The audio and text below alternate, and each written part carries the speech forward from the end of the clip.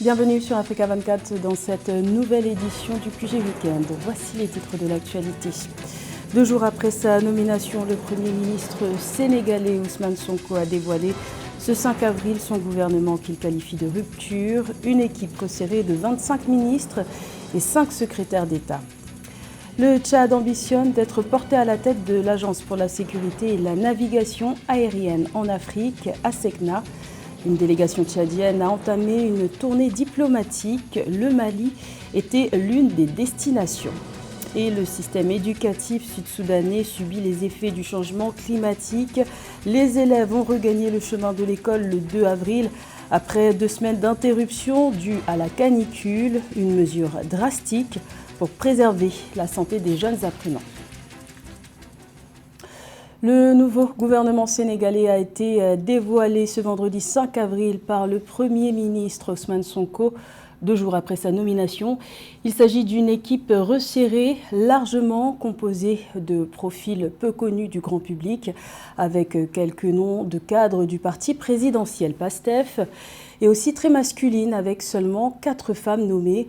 Cette équipe gouvernementale, présentée comme un gouvernement de rupture, compte 25 ministres et 5 secrétaires d'État, soit presque 10 membres de moins que le dernier gouvernement sous le président Macky Sall. Écoutons à ce propos un extrait du discours prononcé par le Premier ministre Ousmane Sonko à l'occasion de la publication de cette nouvelle équipe gouvernementale. Sur la base des orientations du président de la République, qui définit la politique de la nation, le gouvernement de résultats, dont j'ai la responsabilité de la direction, va agir autour des priorités majeures suivantes. Premièrement, la jeunesse, l'éducation, la formation, l'entrepreneuriat et l'emploi des jeunes et des femmes. Deuxièmement, la lutte contre la vie chère et l'amélioration du pouvoir d'achat des populations. Troisièmement, la justice, la protection des droits humains, la bonne gouvernance, la transparence, la reddition des comptes et l'amélioration de notre système démocratique et électoral. Quatrièmement, la souveraineté économique, l'exploitation optimale des ressources naturelles, la prospérité et le développement endogène global et durable du Sénégal. Et cinquièmement, la consolidation de l'unité nationale, de la cohésion sociale et territoriale, ainsi que le renforcement de la sécurité, de la paix et de la stabilité du pays. Le président de la République, par ailleurs, réunira le Conseil des ministres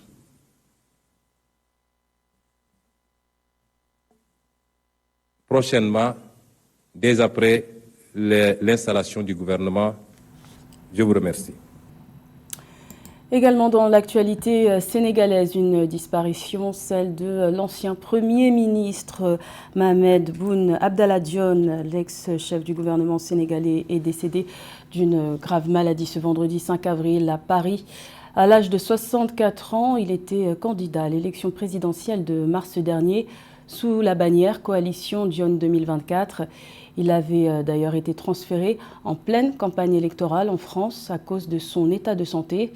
D'après les informations données par son entourage, il était compté parmi les fidèles de Macky Sall. Ce dernier a d'ailleurs salué la mémoire de son compagnon de longue date via une publication sur le réseau social X, anciennement Twitter. Politique de la continuité en Égypte, le président Abdel Fattah al-Sisi a officiellement entamé le 3 avril son 3e mandat de 6 ans à la tête du pays des pharaons.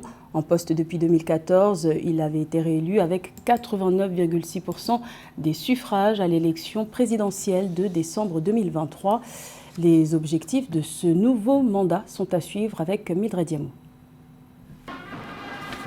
Le président égyptien Abdel Fattah al-Sisi a entamé officiellement le 3 avril 2024 un troisième mandat de 6 ans à la tête du pays. Le 2 avril 2024, date d'expiration de son deuxième mandat, le chef de l'État âgé de 69 ans a prêté serment devant le Parlement au Caire. Le président al-Sisi s'est notamment engagé en faveur du progrès socio-économique et de l'évolution démocratique. Je jure devant Dieu Tout-Puissant de soutenir fidèlement le système républicain, de respecter la Constitution et la loi, de défendre pleinement les intérêts du peuple et de sauvegarder l'indépendance et l'intégrité territoriale de la nation. Je promets devant Allah et vous que je resterai loyal dans mon travail en me concentrant uniquement sur vos intérêts et ceux du pays. Présentant son programme en 7 points pour son nouveau mandat, le président égyptien a réaffirmé sa détermination à œuvrer en faveur de la protection sociale, à travers notamment la création d'emplois, une éducation de qualité, des meilleurs soins de santé et le programme Logement pour tous les Égyptiens. Le dirigeant prévoit également d'engager d'importantes réformes institutionnelles, avec un accent sur une plus grande implication des jeunes, la discipline budgétaire, la sécurité, l'optimisation des ressources du pays, l'autosuffisance alimentaire, les énergies renouvelables, l'augmentation des investissements et le renforcement du rôle du secteur privé dans le développement. Ces dernières années ont montré que le chemin de l'édification d'une nation n'est pas pavé de roses. Entre les tentatives terroristes dans le pays, les crises mondiales soudaines à l'étranger et les guerres féroces autour de nous, je réaffirme mon engagement à poursuivre le chemin de l'édification de la nation et à répondre aux aspirations du peuple égyptien dans la construction d'un État démocratique moderne qui excelle dans les domaines de la science, de l'industrie, du développement urbain, de l'agriculture, de la littérature et des arts. Le président al-Sisi souhaite stimuler la contribution des secteurs de l'agriculture, de l'industrie, du transport, du commerce, des TIC et du tourisme à l'économie égyptienne. Il entend également permettre à son pays de maintenir son rôle dans la promotion de la stabilité, de la sécurité, de la paix et du développement. À la tête de l'Égypte depuis 2014, le président Abdel Fattah al-Sisi a été réélu pour un nouveau mandat en décembre 2023 avec 89,6% des suffrages. Les amendements constitutionnels de 2019 ont permis au chef d'État de briguer 3 mandats consécutifs au lieu de 2 et des mandats prolongés de 4 à 6 ans. Le troisième et dernier mandat constitutionnel du président al-Sisi prend fin en 2030. Dans le reste de l'actualité, le Tchad intensifie ses efforts diplomatiques en vue de la nomination du prochain directeur général de l'ASECNA, Agence pour la sécurité et la navigation aérienne en Afrique. Une délégation tchadienne s'est rendue au Mali et au Burkina Faso pour tenter d'obtenir un soutien potentiel à la candidature du Tchad et ainsi succéder au Nigérien Mohamed Moussa, actuellement directeur général de l'ASECNA, dont le mandat touche à sa fin cette année. Rappelons que l'ASECNA a été fondée en 1959. Elle regroupe 19 États membres, dont 18 pays africains et la France. Écoutons à ce propos le ministre tchadien de la coopération internationale, Assouyouti Mahamat Abakar. Nous sommes dans une démarche de coopération. Les coopérations entre le Tchad et le Mali sont au-delà de la SECNA. Ce sont des relations qui datent de millénaires. Et on espère qu'entre les deux pays, les relations vont continuer comme ça a été dans le cadre de cette transition au-delà. Le chef de l'État, son Excellence général Mohamed Idriss Déby Itno, nous a demandé de rassurer son Excellence le colonel Assimi Goïta que les aspirations légitimes du peuple malien seront défendues par le Tchad. La transition malienne se passe très bien. La transition du Tchad se passe très bien et à deux, les défis de développement seront levés. Les élèves sud-soudanais ont regagné le chemin de l'école le 2 avril. Leur apprentissage avait été interrompu pendant 2 semaines, mi-mars, sur décision du gouvernement en raison d'un épisode de chaleur inédit. Mais le climat devrait prochainement s'apaiser car la canicule devrait laisser place à la saison des pluies. Plus de détails avec Nana Kamsoukoum. Au Soudan du Sud, des milliers d'enfants depuis le 2 avril 2024 regagnaient le chemin de l'école après 2 semaines de fermeture en raison d'une vague de chaleur sans précédent. En mars 2024, les températures ont atteint les 45 degrés dans ce pays tropical d'Afrique de l'Est. La réouverture des écoles intervient après que les ministres de la Santé et de l'Éducation aient déclaré le 26 mars 2024 que les températures devraient baisser progressivement avec le début dans les prochains jours de la saison des pluies. Nous demandons aux enseignants de surveiller les élèves, en particulier les plus jeunes. Les médecins doivent être alertés en cas de coup de chaleur ou autre cas. Pour un bon séjour des enfants dans les écoles, les enseignants ont été invités à limiter les activités à l'extérieur, à ventiler les salles de classe, à fournir de l'eau pendant les heures de classe et à surveiller les enfants pour détecter les signes d'épuisement par la chaleur et les coups de chaleur. Si cela devait se reproduire à l'avenir, le gouvernement devrait réduire nos heures de travail du matin à la mi-journée. Plus tard dans la soirée, nous pourrions organiser des cours de rattrapage. En tant qu'école, nous pourrions fournir plus de ventilateurs et des climatiseurs dans les classes pour que les élèves soient plus à l'aise. Classé parmi les pays les plus pauvres au monde, le Soudan du Sud est très exposé au changement climatique avec des épisodes de sécheresse, mais aussi de pluies abondantes qui fragilisent davantage les conditions de vie des populations. Selon l'ONU, 9 millions de personnes, soit 80% de la population, estimée à 11 millions, ont besoin d'aide humanitaire en 2024. Les autorités sud-soudanaises ont déclaré le nord des États de Bahr el Ghazal, Warrap, Unity et Upper Nile comme les zones les plus touchées par la sécheresse. La capitale sénégalaise Dakar se prépare à accueillir la conférence Sahara de la 4e saison de la Basketball Africa League. L'événement se tiendra du 4 au 12 mai prochain. Une compétition qui est aussi l'occasion de montrer le potentiel de l'Afrique en matière de basketball. Les précisions de Cheikh Omar Kamara.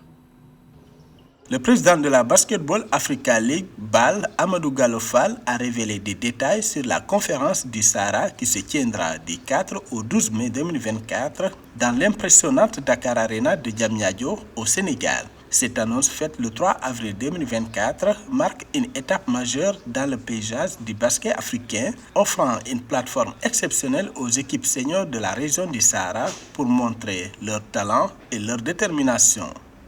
Une saison qui a très bien démarré, en tout cas avec la conférence de Kalahari, et on entend construire sur le même momentum pour la conférence du Nil, mais surtout ici au Sénégal, à Dakar Arena, avec vraiment l'ambiance qu'on a l'habitude de voir là-bas. Et il y a beaucoup d'anticipation, il y a beaucoup de fans qui envisagent de venir d'autres pays pour venir assister au match et découvrir le Sénégal aussi dans la foulée. Dans cette conférence Sahara qui se déroulera à Dakar, le club de l'AS Douanes va représenter le Sénégal à cette 4e édition de la Basketball Africa League. Le finaliste de la dernière édition va affronter l'armée patriotique rwandaise, les rivaux Hoopers du Nigeria et l'IS Monastir de Tunisie. Avec cette conférence, Amadou Gallo Fall et la BAL continuent de propulser le basketball africain vers de nouveaux sommets, célébrant la passion et l'excellence des joueurs tout en renforçant les liens au sein de la communauté sportive africaine.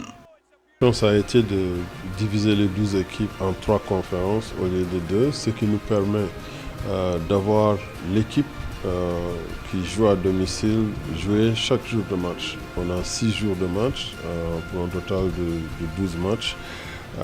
Et l'objectif, c'est d'abord de continuer à avoir des matchs très compétitifs sur le terrain, et aussi de créer vraiment du divertissement en amenant des artistes partout où nous produisons. C'est l'opportunité aussi de donner la plateforme à de jeunes talents dans la musique, dans la mode, etc.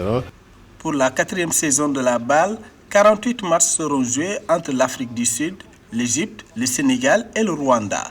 La conférence Nil se tiendra du 19 au 27 avril avec Al-Ahli d'Égypte, Al-Ahli de Libye, City Oilers d'Ouganda et Bangui Sporting Club de la Centrafrique.